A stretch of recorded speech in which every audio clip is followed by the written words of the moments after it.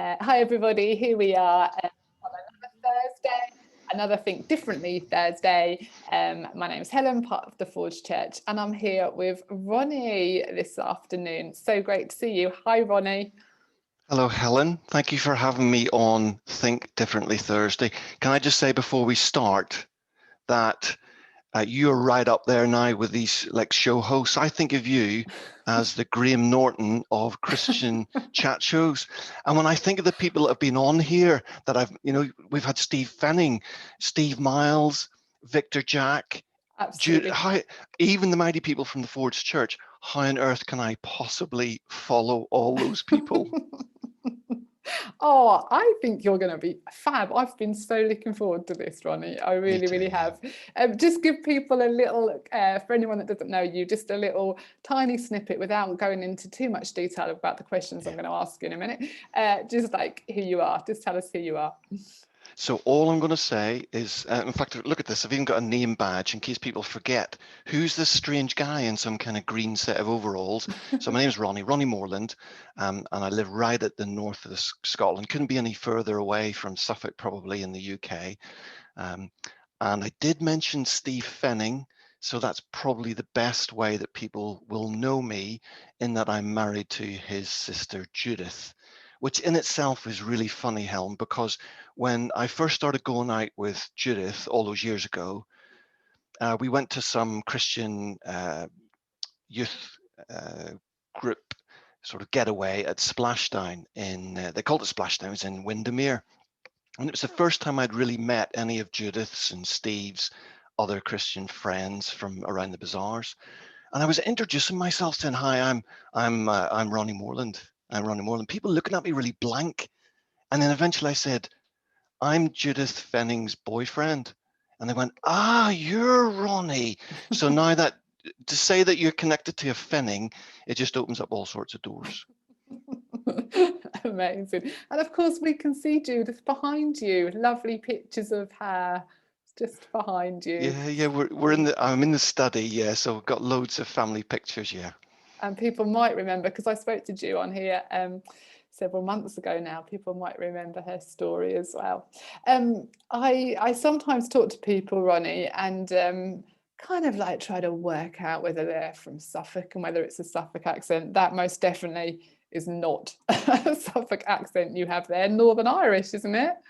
It is, and Helen, I love playing this game of people where I'll say, particularly up here in Scotland, because some do mistake me for being possibly Scottish. So I'll say to people, "Where do you think I'm from?" And then they're all worried about offending you. So they'll have a few wild guesses. But yes, absolutely Northern Irish. However, if I was to go home to Northern Ireland now, all my friends and family over there would be, "Why are you talking like an Englishman?"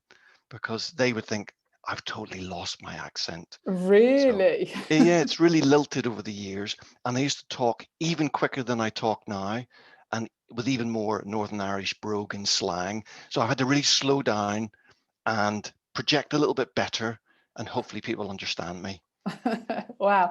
So if you are with other Northern Irish people, do you slip back into it quite quickly? We do, and Yeah. we have lots of little sayings, to little words that probably from my mum's generation. So, for instance, um, I know in Suffolk we joke. Bob might say something like "a beautiful bit of barley" or something like that there, and I'll try and do my Suffolk accent. But my mum used to have some cracking words that no one would have ever heard of. So she'd say, "What's foundering outside?" Do you know what foundering is? No. So it's just a little quirky little Irish way of saying, "Oh, it's a bit chilly, foundering." And there's a whole host of little words like that. And yes, you're right. You go back home and you would slip back into that very quickly. Yeah. And so you grew up there, presumably in Northern Ireland. I did. I spent my first 16 years there. So I left home Okay. pretty young. I was 16. Okay, that is young. So I think I'm right, Ronnie, in thinking you're the same sort of age as me, which we won't reveal what that actually is. We're in our prime, Helen. Absolutely.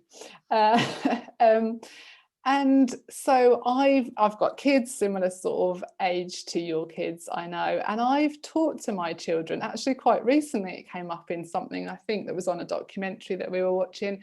Um, I've talked to them about what it was like growing up in England at the time where there was so much unrest in Northern Ireland, and we would often hear of the actions of the IRA. It would, I don't know if I'm remembering it right, but it felt like it was almost daily Yeah. news at some time. Um, so it was a big part of life, really. I can remember at times, there being debate about whether it was sensible to go to London, that sort of thing. So what was it like for you? You grew up in Northern Ireland. Did you live with a daily kind of sense of fear?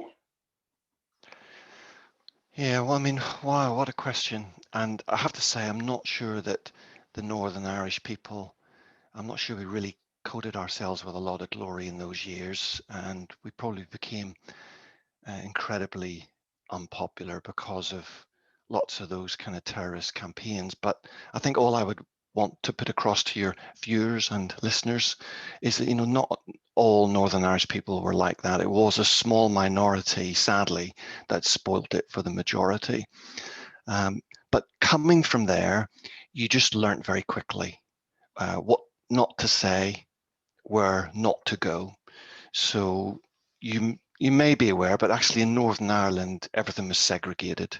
Mm. So, for instance, I was brought up in a Protestant family, so I went to a Protestant school, and never really mixed with Roman Catholics, is what we would refer to the Catholic people in Northern Ireland.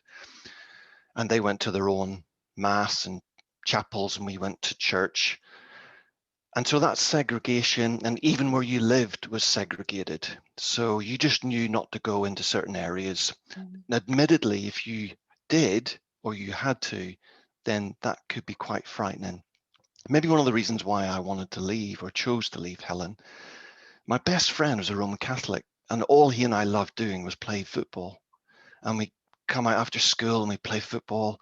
My parents lived in a fairly rough council area. So all we just escaped, play football against the garage doors. But we couldn't really understand why we were not supposed to be together and Mm. not supposed to be friends. Yeah. So maybe that's one of the reasons I wanted to try and escape from it. I don't know. Mm. Mm. Yeah. That sounds like one of those one of those stories that you hear about, children not understanding the stuff of what's going on with adults, and actually us having a lot to learn from children, that in children's simple world, you're the same, you're two boys, you love playing football. Why does there Yeah. need to be the difference? So do you still have family and connections in Northern Ireland now? I mean, is it a vastly different place? Are there still areas where you don't go? And that's a great question. And to be honest, I've not been across there. As the years have gone on, I've not really gone across as often as maybe what I did when I first left.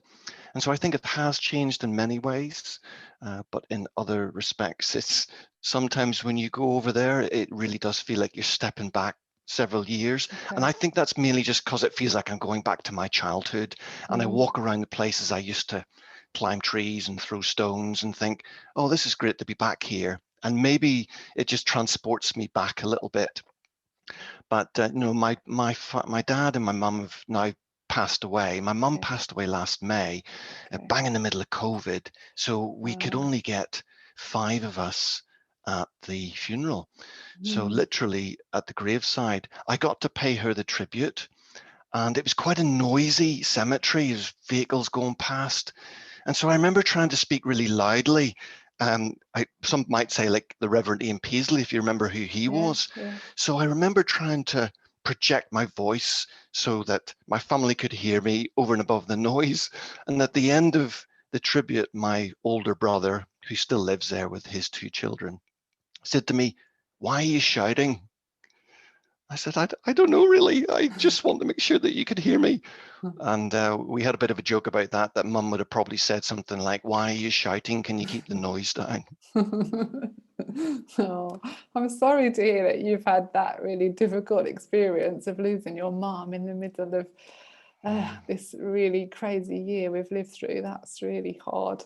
That's interesting, Ronnie, you saying a bit about it feeling like going back in time and wondering if that's about childhood. I actually went out to lunch yesterday with my friend Kim, who you'll know, who had recently been out in Northern Ireland and said the same words. She said she loves it so much, it feels a little bit like going back in time, a little bit, yeah, pace of life, I think, just feels a bit slower maybe. And also, she was talking about a real lovely community feel and yeah, just the warmth of people, I think. Yeah. No, that's a good reminder, actually, Helen. Let me do my little bit for the Northern Ireland Tourist Board and just plug the country, because actually it is really, really beautiful. There's so many cool things to go and see and do. I lived in a town called Antrim, right on the northeast corner of Lough Neagh, which is the largest freshwater lake in Europe. So it is really beautiful. And the north coast is really beautiful. You've got the Giant's Causeway up Yes, there. So I think I'm doing okay. Am I doing okay? Am I pitching it? definitely. You're literally But making me want to go. Yes. the, the people are generally really, really friendly. And you Mm, could walk down the street and anywhere in Belfast and say hello, and people will stop and chat to yeah. you and say, "Oh, are you Yeah. visiting?" I've been a few places where you say hello and they look at you as if to say, "Who are you? Yeah. Who are you?" You I know. think So that's true of the Irish generally. I've been to Dublin a few times. I love Dublin. Um, I know it's not Northern Ireland, but I saw we were just like in a pub once again. Just loved sitting in the pubs and like people just singing all the time. But a salesman, I think he was a salesman, came into the pub and asked for the manager. I guess he just wanted to like talk about selling something or other. Um, and the manager wasn't there. And that barman just like stood and chatted to him and was just so warm and friendly. And I just thought, I think other places he'd have just been kind of sent away with a flea in his ear, just like, no, he's not here, yeah. and off you go. And I just thought, yeah, even I think even at the airports, I think you just arrive and suddenly you just feel like there's this real warmth and yeah, just kindness. It's lovely, lovely. And of course, I did grow up a big fan of U2. Ah, so we Were have you, something in common. were you a U2 fan? Are you a I was a U2? massive Yes. U2 fan, That's our age and as if well, I think, Ronnie. I actually went to see them in concert when they played Milton Keynes in 1985. That's a long time ago now, but yes, tremendous. Oh, such a great band, such a great band. Um, so you said earlier that you left Northern Ireland when you were 16, which is, yeah, that's really young, isn't it? So why did you leave? What did you go on to do? So I mean, I wonder if it was maybe part of trying to escape that particular culture, which I felt was maybe a little bit oppressive for growing up. But genuinely, unemployment was really high in Okay. Northern Ireland in the mid 80s. And I remember asking my father for advice and saying, "Dad, what should I do?" And I was pretty bright and I'd done pretty well at school. I got good qualifications. And he just said, "Well, if I was you, I would get an apprenticeship under your belt." That's what he said. Get trained in a trade, and then you'll always have that to fall back on. That was the big thing back then: do an apprenticeship, get qualified in something. And so the thing of the future was electronics. Video recorders were coming in, that kind of thing. So I thought, okay, I'll try and get an apprenticeship in electronics. And at that time, the Royal Air Force, British Telecom, and then an employer in Belfast called Harland and Wolff, the big shipbuilding company, they were all offering apprenticeships. And so I applied to those three for a job, for apprenticeship, and it was accepted by the Royal Air Force and the Harland and Wolff, actually. So that's an interesting thing. Robert Frost said, two roads diverged in a wood, and I took the one less traveled by. And I often look back and think, my goodness, what if I'd have stayed and taken the job in Belfast with Yeah. Harland and Wolff and not joined the Royal Air Force and come across to the mainland UK? Mm. But, I guess life's full of Mm. interesting little moves that we make, isn't it? Yeah, definitely. That's so interesting. So it wasn't so much that it had always like been the dream to be part of the RAF, but it was, yeah, it was that advice and like seemed like a sensible thing to do. And yeah, it was about employment. To That's be interesting. fair, sorry, Helen, to interrupt, but It's fine. yeah, no, absolutely. As well as that, be honest, don't tell anybody, but I used to make little Airfix models. I used to hang them from my ceiling and angle them so that they were coming in on each other. Ah, We lived right next to Aldergrove, which is the military base over there. So we had helicopters coming over our house all the time. And I just used to love looking up and watching these helicopters. And then do you remember when you were at high school, maybe in 5th or 6th year, the careers would have people come in and do a presentation? And mhm. the RAF guy was so cool. He came in, it was a great presentation, showed police with dogs and fast jet aircraft. I just thought, oh, that looks really cool. So that also helped sell it for sure. Yeah, and actually, talk about cool. I think honestly, Ronnie, you're one of the coolest people I've chatted to on here, because when we were just trying to establish like a time to do the call, I think you were just like no one else has said this to me, Ronnie. You're just like working out where it could fit in with your flight schedule.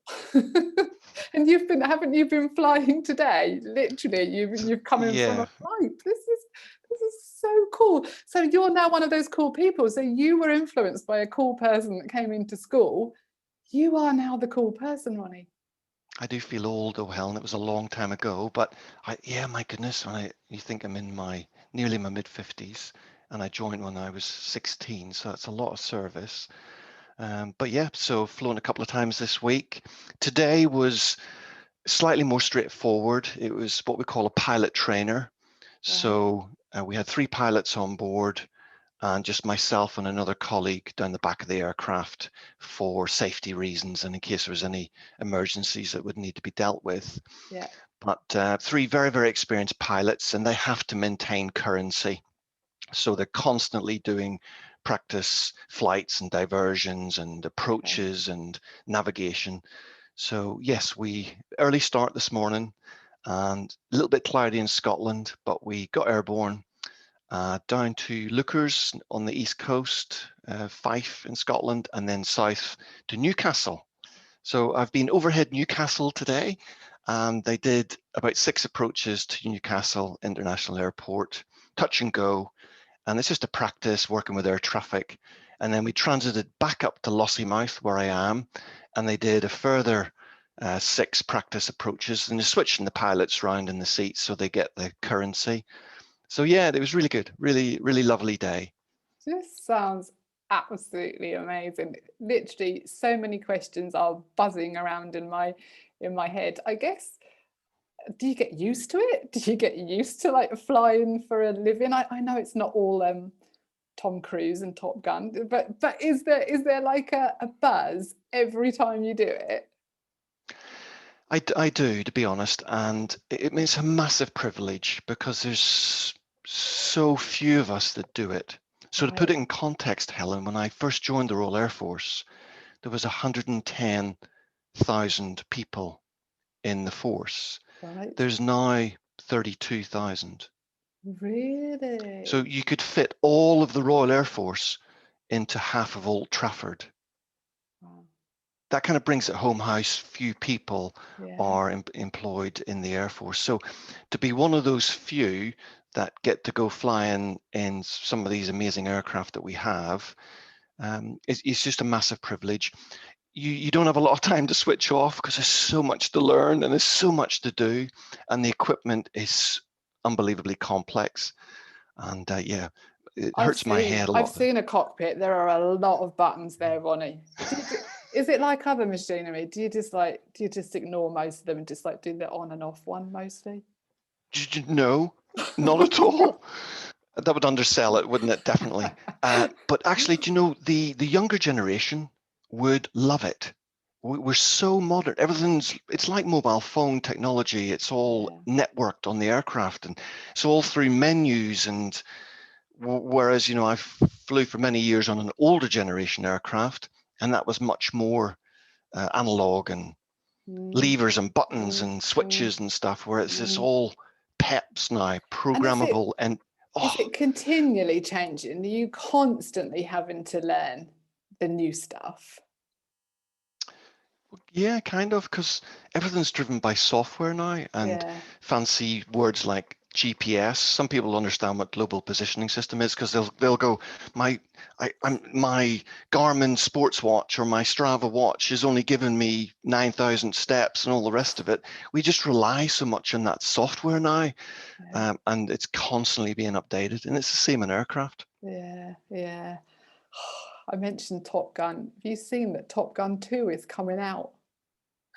I have. I mean, who could miss Tom Cruise? He's been everywhere, hasn't he? He was in Wimbledon. I Yes. don't know if you saw him. He popped up there. And He then he was popped up at at the the Euro football, 2020s.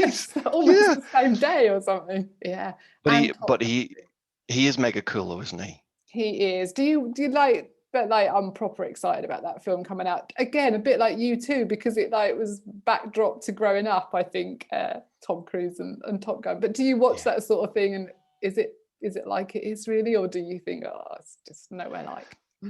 I loved that movie. Okay. I think I watched it about 7 times, Okay. which I don't know, that sounds quite sad, doesn't it really? But it was iconic for its era, wasn't it? And he was Yeah. so brilliant in it.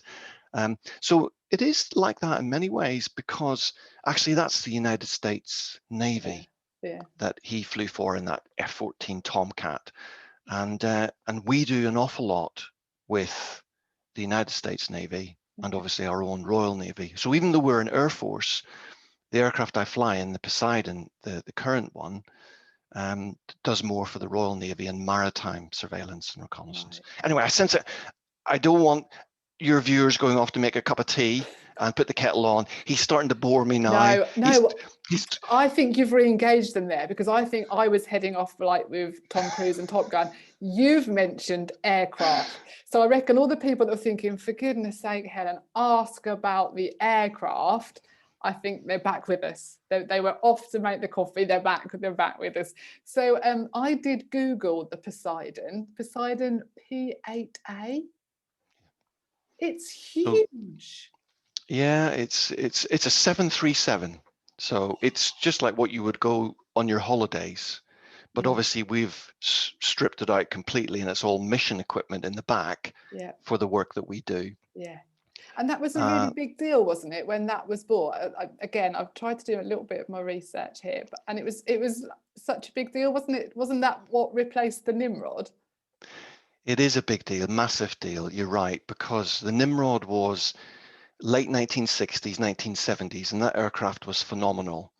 And it was the UK's maritime patrol aircraft. And we're an island nation, so it was Yeah, great at reconnaissance and surveillance around UK waters. yeah, But you might remember in 2010 when Mr. Cameron was the Prime Minister and George Osborne was the Chancellor of the Exchequer, and it was the time of austerity and we had to save money. So there was massive cutbacks in the armed forces and we lost the Nimrod. It was decommissioned. And then we had a capability gap, which means like for about 5 years, the UK didn't have its own maritime patrol aircraft. We were asking the French and the Germans and the Spanish and the Canadians and the Aussies and the Americans to come and do that work for us, believe it or not. okay. So thankfully in 2015, somebody said, no, we probably need to get a new maritime patrol aircraft. And we bought the Poseidon, the P-8 off the United States Navy. Right. And that's what we've got. We've got 5 of them and we've got another 4 to arrive. We'll have 9 in total. Okay, okay. So it's serious stuff, isn't it? The stuff that you do is like, it is serious stuff. You've told us about what you've done today, and yeah, working with those pilots. What would be quite a, is there a normal day? What is your regular day? Or is I'm it going to use a really sad cliche now. Some sports people, you'll hear them say, train hard, play easy. So the harder you train at something, then when it comes to the event, it's a lot more easy to play the match or do the Olympic sport or whatever. yeah, And I suppose that's a bit like what we do, Helen. So each day throughout the week, it will be some form of training. So it might actually be going flying and putting that into practice, or it might be book work or research that we need to do, but it's pretty intensive. But the whole idea is that when we need to do it for real, it should hopefully come quite naturally. Okay. Yeah. Yeah. Uh, I'm trying to and does speak it? without giving any classified secrets away. Oh. I'm only joking. And does it? Because I think in so many walks of life, we would say that actually, for all the studying you do, for all the theory that you know, nothing quite prepares you for the reality. And I know, at times you've been deployed out to the Middle East, Iraq, and Afghanistan, and even the fact that you grew up in Northern Ireland, like you've lived with lots of danger. You've gone into a career with danger that's a big part of it. I mean, how do you approach that, Ronnie? Where does your mind have to be to do the sort of stuff that when you do it, like you say, for real, you're in a right space for it? Well, the first thing you do is tell yourself, you were the silly fool that signed on the dotted line. So suck it up and get on with it. You just have to take it on the chin and do what you've signed up to do. But I don't mean to be too flippant, but yes, it is quite sobering. There's no doubt about it. But the vast majority of our time is peacetime. So the Sure. UK is generally, we like to think of ourselves as a nice place, don't we? We're nice people. UK, it's red, white, and blue. We've got our lovely Union Jack. We used to lead the world, maybe not so much now, but we still want to think of ourselves as nice people, don't we? We're Mm, not. We're not aggressors.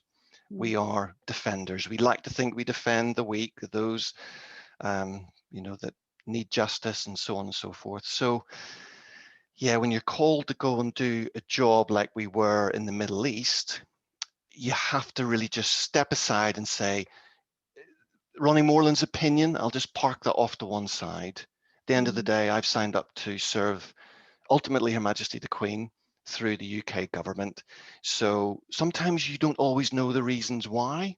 mm, And in the military, they, yes, they want you to be thinking men and women, but they don't want you to be questioning too much. At the end of the day, when you're given an order to do something, you need to smash on and do it, really. mm, So yes, spent a lot of time overhead Baghdad and Kandahar, so Iraq and Afghanistan, and in the Middle East and the Persian Gulf.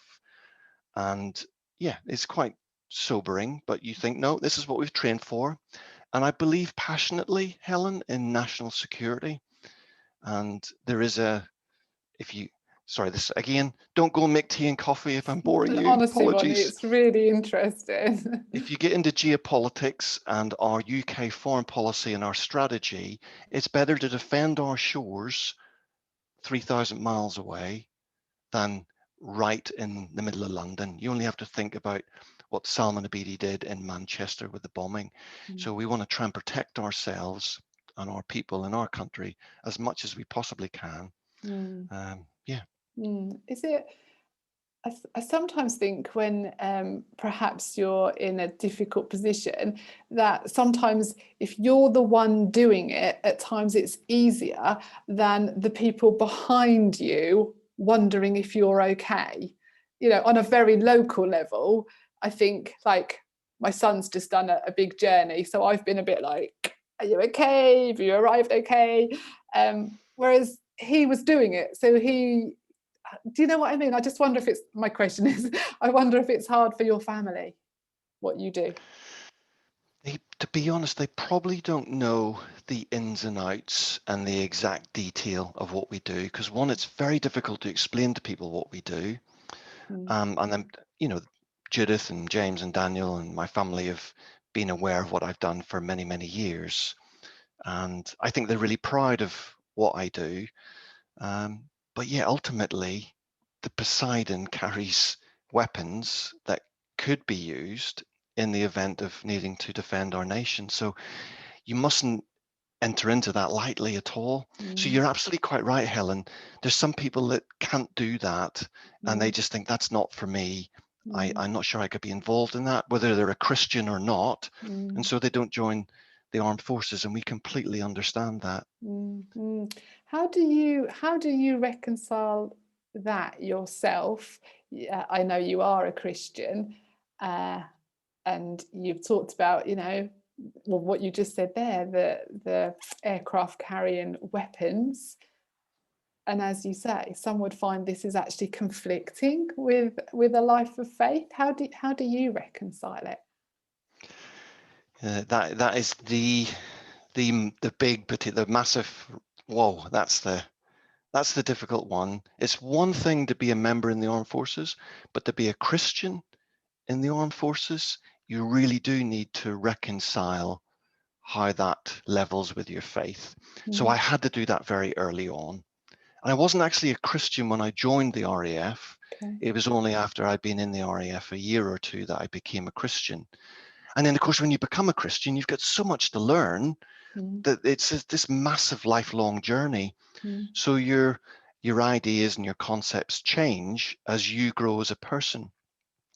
But I've never had any problems or issues or concerns about being a Christian in the armed forces and doing the work that I do. I've always committed my work to God. Above all, I've a peace in God. I trust Him that if it's not right, He would show me. But I guess I'd come back. Your question was, how do you reconcile that with your faith? And so I thought you might ping me with that one. And I guess Luke chapter 7 is where I would turn. And there's this beautiful story of this commander, or we don't know, he was working for the Romans, a centurion, but not all centurions were Romans. It could have been from another country. But he had a really high standing in the community in Capernaum. He had helped fund a synagogue. The Jewish leaders really supported this guy. He'd obviously learnt to network with the community. And he had a servant who was ill. And you can read this for yourself in Luke chapter 7. But he'd heard about Jesus being around, and so actually sent word to say to Jesus, would it be possible for you to heal my servant? And the centurion was so clever in that actually, as Jesus was going to do it, he sent further word to say, please tell Jesus he doesn't need to come to my house, because that would have probably made him unclean, because the centurion was a Gentile. Please tell Jesus he doesn't need to come to my house. Just say the word, and I know my servant will be healed. And that's obviously, if you read Luke 7, that's what happened. But Jesus really took the time to explain to all the people around him, never have I seen such great faith in all of Israel. And that's quite a compliment to pay a military commander. So I look at that story and I think, that man would have probably had a really tough job to do. And yet he had a faith in God and believed in Jesus. So that's kind of where I'm at. But I also see it, Helen, that the armed forces are a massive mission field. And if God doesn't have people like me in the military to share my faith with the guys I work with, how else are they going to hear? Yeah. Well, yes, we know there's other ways, but they're rubbing shoulders with me day by day. So hopefully I can be a witness somehow that will speak to them. Yeah, it's a great answer. Take me back then. Take me back, because you said that you became a Christian once you'd joined the RAF. So had you grown up in a Christian family or a faith based family? Not at all, Helen. My family weren't Christian at all. But at my school, there was 2 or 3 colleagues and a few teachers that were Christians, and they really did stand out. I knew there was something different about them. So even from about 13 through to about 17, I just had tons of questions, like all adolescents do. Where did I come from?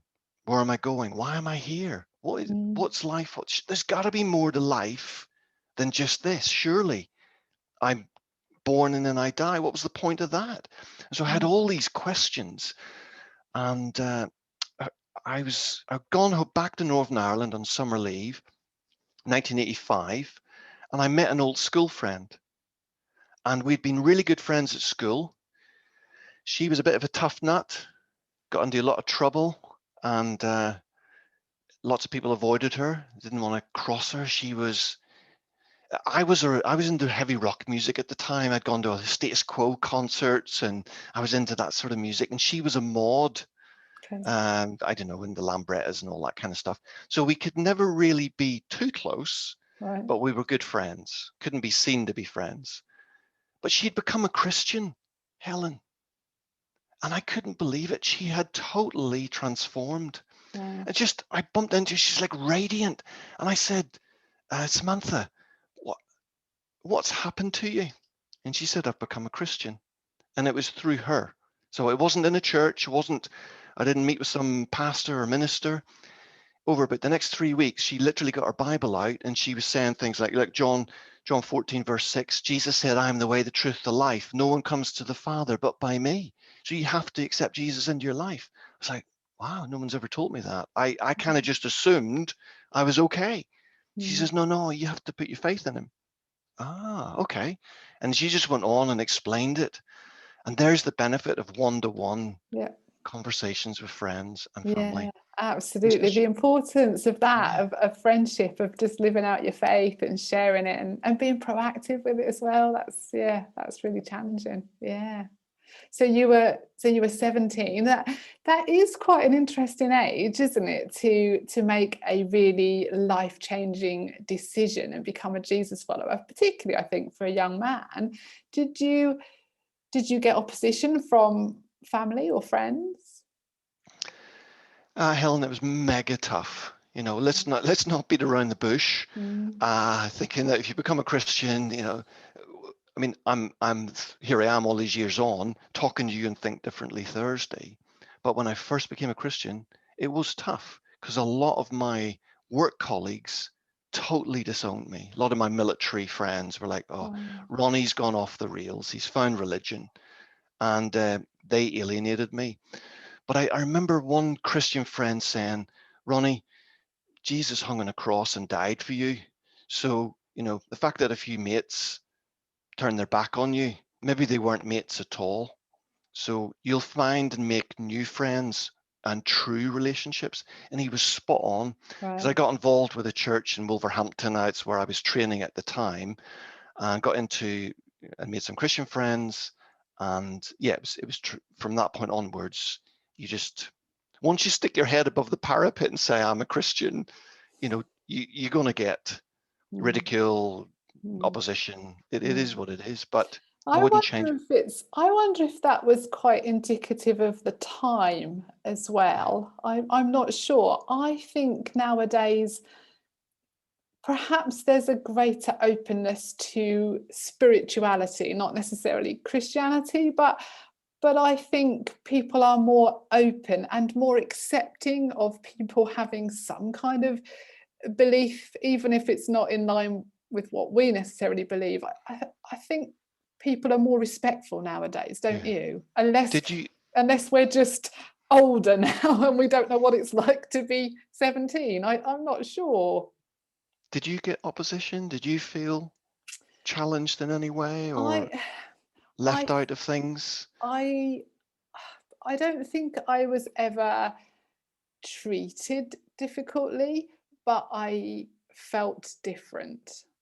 I but I think that it was a different time, and I think being part of a Christian family meant that you really stood out quite a lot because of the things you did or you didn't do, the things that you know just because Sunday was set apart as well, so there were definitely things we didn't do on Sundays. And for myself and my brothers, we were sporty, and actually that meant that we couldn't. We were not allowed to do some of the stuff we wanted to. So I think those things just Yeah, made us feel a bit odd. I think, yeah, I even think of some smaller things and like selling draw tickets. I think I was really shy as a child as well, so I didn't want anything that made me stand out at all. So we would be given uh, books of raffle tickets to sell quite regularly from school, or brownies and various other things. And and we were never allowed to sell them because, nothing against my parents. It was of its time, and it was something that they thought was wrong because of their faith. So I think it was the things that made me stand out that is what I struggled with. Do you know what, Helen? One of the other things that I found really hard as a 17, 18-year-old Christian, I was working, and this is my connection with Suffolk, because when I finished my training in Wolverhampton, I was posted to RAF Watersham, which used to be an RAF base. It's now Just down Army the Air road Corps, from me. just down the road. And I was working in a hangar on these Phantom aircraft, and there was about 80 other blokes, grown men with families. I was just a little boy. And I'd come into the office in the morning in the hangar, and they knew I was a Christian, and they'd just like hit you with questions at 7:30 in the morning. So, Ronnie, what does God think about this? And did you see that on TV last night? What do you think about that as a Christian? And what does the Bible say about this and that? Boy, did I have to learn quick. And here's one thing I would want to encourage anyone that's listening. Look at this, Helen. That's my Bible, and it's the same one. Right. It's actually, I've got the date in it. It's 1987. So I got it at the Donington Bible Convention. I think that's East Anglia, isn't it? Somewhere like that. It's absolutely a bag. It's fallen to bits, but you know what?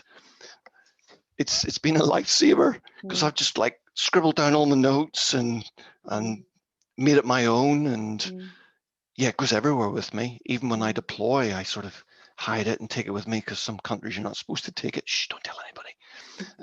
Yeah, believe it or not, you go to Middle East countries, you get briefed. You're not to take in Bibles. Yeah. But I always So, fly with one. Got a Bible in my pocket here. so were you saying there that you really benefit from having a physical Bible as opposed to maybe lots of people nowadays have it on their phone? Or were you saying it's like that you want to annotate it? What would you say is the benefit, or both? Yeah, I'd keep your options open. So yeah, everyone uses mobile phones now. I'm doing a YouVersion plan. People might know what that means through the Bible app. Great way to connect with some. I do it with a bunch of guys, and we post your little comments and stuff like that. So that's great. Great way to communicate. I use that when it's just me and God. If I feel like I want to pray or hear from Him in some way, or learn something new. And I was kind of taught to consistently read or chronologically read through it. So I read old and new, like a chapter in each, alternating, not all the time because life's busy, but as best you can. That's interesting. It's interesting you're talking about connecting with God in those different ways. And I think us as a church, and I'm sure, lots of people would resonate with this, we just have really felt the loss of that connection with our churches, and we've gone online, but it's not meeting in person. We're just getting back to that. But I guess that the very nature of your work means that you're away a lot, or have been over the years. Has connection with church been a difficult thing for you? Yeah, it has. It does. You do feel like you've missed out quite a bit with what's been going on back in the UK and at church. But Judith's superb. She's really passionate about her faith. So she inspires me. So when we used to communicate from abroad, believe it or not, actually, I deployed to a place called Belize in Central America when we first met, and it's in the jungle. So this was like 1990. We didn't have mobile phones. You had a 20-minute phone call a week on a satellite phone, but I wrote these little aerogram things and posted them.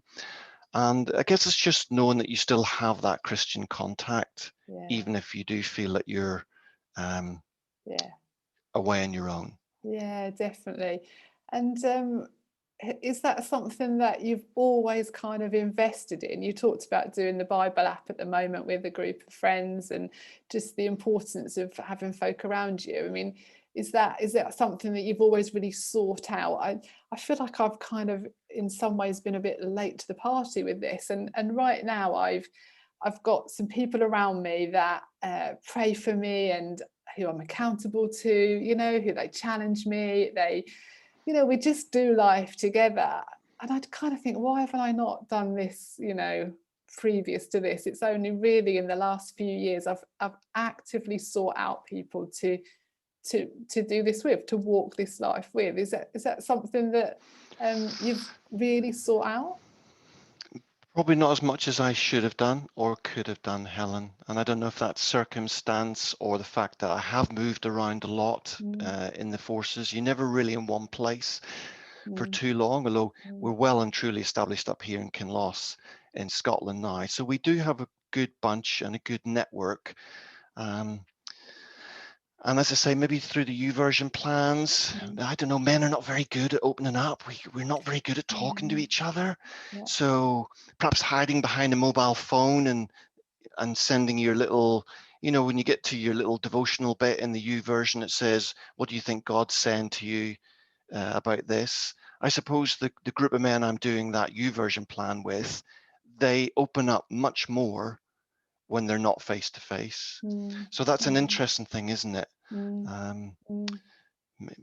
maybe definitely room for improvement. That's for You're sure. saying exactly what one of the guys in a small group with me last time we met said, because we were mostly I think there were about 6 girls and a bloke, and he said, blokes, yeah, we find it so much harder. We don't open up to each other in the same way. It's interesting, isn't it? Mm. Yeah. You've mentioned Judith as just a great support to you, and we can see her picture behind. Some people will know Ju. So I'm guessing you probably married about 30 years ago now, did you? He is 29 this year, be Is it? 30 next year. I can't believe how Yeah, quickly it's gone, actually. that It's is amazing. incredible. Yeah. Yeah, lovely. And I chatted to Judith several months ago now, which was really lovely. And it was actually, it made me think of it again recently because on Sunday we thought about healing in our service, and of course that brings Judith to mind for me. So she had ME, didn't she? And at her worst, she was paralysed. I know. So you've seen this miracle. You know, we've been thinking about miracles at church over this whole series. You've seen this miracle of healing in her life, haven't you? It's time and time again. I mean, she's had, over the time I've known her, she's had 4 pretty serious bouts where the ME has left her in a really, really poor way. Mm, And yeah, each time God's brought her through it, he has been so faithful and answered prayer. Um, in just, yeah, the most beautiful ways.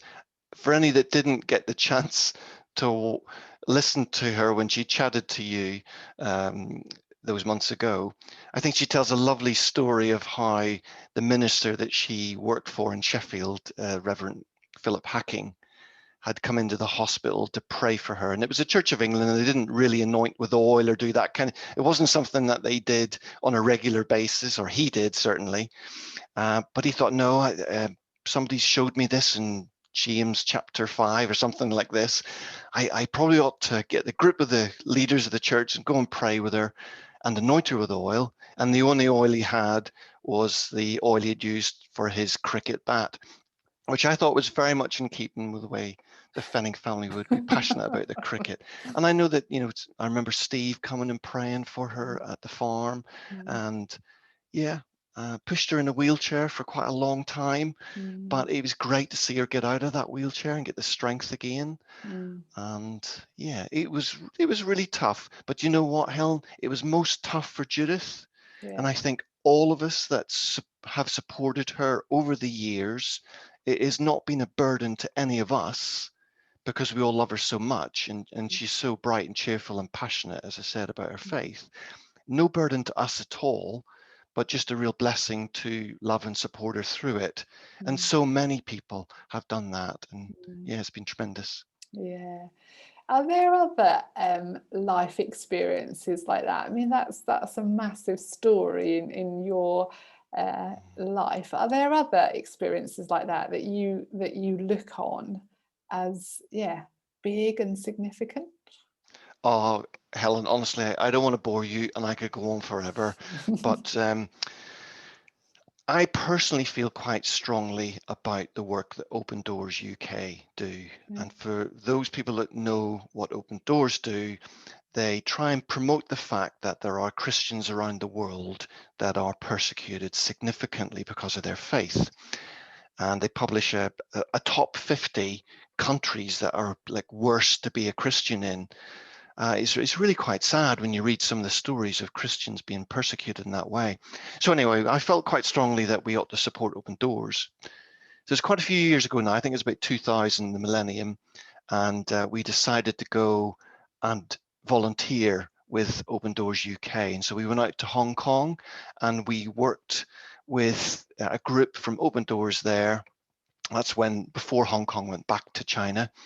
But we were traveling into China every day, and we were, I don't want to use the word smuggling Bibles, but at the end of the day, but that's what Brother Andrew calls it. So we were escorting Bibles into China to give to sort of secret underground churches. And you know what, Helen, that was so humbling to Really? meet some of those Christians in China that if the security forces knew about their faith, they would be locked up instantly. Mm. So I obviously quite liked the whole way the operations were run. It was quite military, the Okay. briefings are getting the stuff into the country. So I was all over that. I loved it, taking this stuff in secretly, handing it over and so on. We got to meet Pastor Lamb, Samuel Lamb, who's a bit of a sort of legend out there. And yeah, that was tremendous. But I've got to tell you this one story, and this is like crazy, unbelievable stuff. And people are going to think I'm mad now, but I'm not. I'm an Irishman. I'm generally normal. But we were going through this border crossing to get into China, a place called Lowu. Anyone that's been to Lowu will know what I mean. It's about 100 meters wide, and it's about a football pitch. And it's just absolutely thronged with people, pre-COVID, obviously. And we were going into China. I didn't have a clue where we needed to go.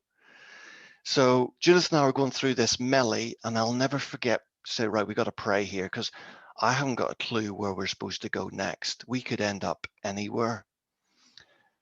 So people don't think this is absolutely weird. So we prayed, God, you need to give us a sign of where we need to go next. And Chinese people are of a certain stature. And then we saw this 6'4" African gentleman walking toward us in the midst of this melee. And as we got toward him, he said, you need to go up there. No. I kid you not. And it was like a stairway we had to go up to, and then it led to somewhere else where we got a bus, and then we went and you got into your car and they took you somewhere. But that's not the scariest bit.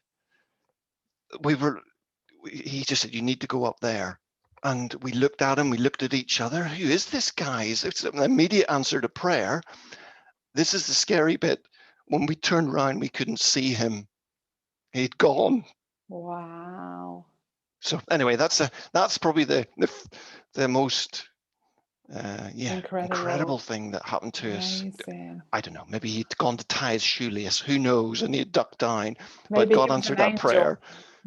Yeah, who knows? That's what we Did often that say. whole experience must have given you lifelong perspective on the freedom that we have with our faith and with our access to scripture? Must have done. It does. I actually feel really quite sad. So in the UK, we're very good at making all faiths welcome in our country, and they can practice. And we're very tolerant in the UK. We're trying to be, and very open. And I can't remember what's the buzzword we use for it. Inclusive. And so on and so forth. So I find that really hard when I look at some of the countries around the world Mm. on the Open Doors list, Mm. where Christians are going through the most horrific persecution. Mm. And every day I think I'm just really fortunate that I have what I have and I do what I do. And So privileged, yeah, aren't we? yeah. Really privileged. you've you know, some of those moments are really inspiring, and you've lived with some real highs. You know, you've talked about Judith's healing and that open doors experience, and I know you're super proud of your boys, which was super lovely to meet them again Yeah, at a wedding recently. Really yeah, lovely. But I know that life has had difficult times for you as well, I guess, being away from home, and the times when Judith was really very poorly. But I also remember hearing, I wouldn't remember when it was really, but I do remember hearing that you had had a really bad traffic accident at one time, which I think was near fatal, wasn't it? Oh, Helen, I remember it very, very well. It was the 24th of November, 2008. Okay. And it was about just after 5 o'clock. I was cycling not far from where I live. I cycled off the airbase, and it's a 5-minute cycle home. I was coming along the local road, and I did that route every day. Mm. And the Forest to Dufton 336 bus service would pass me every day at the same spot. And I just remember cycling on that particular day and thinking, oh, I can hear the bus coming. Oh, it's getting quite loud. That's really loud. And I remember thinking, I hope he's going to miss me. And then I don't really remember anything after that. Wow. And so he'd plowed into me at 40 miles an hour and knocked me 32 meters down the road. And I know that because we went and saw the measurements by the police afterwards. And I remember the police coming to visit me to get a statement and looking at the bicycle, which was just a complete wreck now. And if I hadn't had a cycle helmet on, I wouldn't be here today. So I took the windscreen of the bus completely out. I mean, how crazy is that? On the where it hit me in the back of the head. And I just remember hitting the road, and that I was unconscious, but that wakened me. And then and this might sound melodramatic, but I really did think that was it, because I remember I couldn't breathe and I couldn't get a breath, and I could just see this white light that people talk about, and I could see it Mm. narrowing, and I just remember thinking to myself, oh my goodness, this is it. I think I was only 42 at the time or something like that. My goodness, this is it. This is where it's going to happen. And then I must have coughed or spluttered or something and regained consciousness. And then the first person on the scene was a work colleague, and he just said, Ronnie, it's so and so. Do you want me to phone Judith? I was like, oh, yes, please. What's your number? And what I didn't know is he was testing me to see if I had my Wow. consciousness. Yeah. So he looked after. There was a policeman from the RAF came and did all the traffic, and yeah. So I survived it, and I've got some metal plates in my pelvis now to keep me together. But it was about 2 years worth of rehabilitation to get back. But Wow. honestly, God obviously wasn't finished with me. Not sure why. Maybe this is it. Maybe Think Differently Thursday, all these years later. This is what You hadn't done this this, yet. I haven't done this yet. Yeah, exactly. Wow. And does that make you really mindful of faith? That moment where you thought this is it, was there a God moment in there, or do you reflect subsequently on the place of God in your life, having felt like you were so near to death? Well, I suppose you could argue, some people get into this scenario where they would say, why did God allow that to happen to you as a Mm, Christian? mm, Where's your loving God now? mm, But I don't tend to look at it like that. I think we're in this world. It has enough challenges and dangers of its own, and many of the consequences we kind of bring on ourselves. And sometimes that's just life, isn't it? You know, buses do yeah, hit cyclists every day, sadly. yeah. So I didn't for one moment ever think, why did you let that happen, God? Mm. I just remember thinking, thank you for saving me. Thank you that. And even better, Helen, I didn't think I'd walk again because I couldn't feel my legs. And so I was pretty numb and paralyzed, and then got to hospital, and I don't know what they did, or it was a lot of swelling, as you can imagine. That's quite an impact. Mm. And but I've got full functionality back, and I can run, and we're Brilliant. buddies on Strava. But I need to get out a bit more. I'm not as fit as I should I need be. to get out. I've completely Yeah. stopped. Oh, I am so glad to hear that's been such a good recovery, and it's really interesting to talk to you. So very, very interesting, and just to get a little insight and a glimpse into your life, which is so very different to my life and experiences in my life. But so interesting. I'm so grateful that you've chatted to me. I always like to ask a kind of "and finally" type question. You're just going to have to forgive me because it's so girly, and everyone that's listening, it's not going to be about aircraft, but I once saw Prince Harry. It's like my go-to story, because he used to come to the Curry Inn just down the road from me here in Needham, because he was based at Wattisham, and I think he would come here quite often.